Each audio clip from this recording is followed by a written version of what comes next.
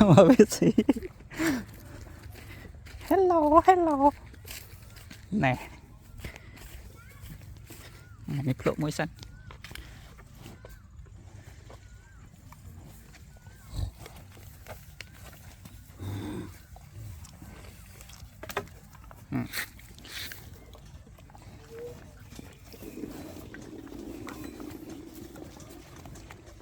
Ây chà, ôi ôi anh em đào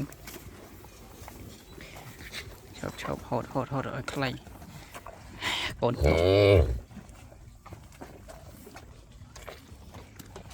hai cầm xì chơi vậy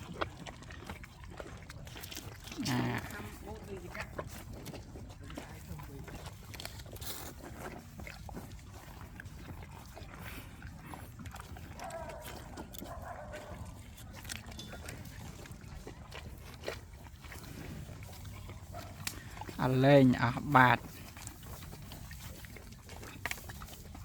về lên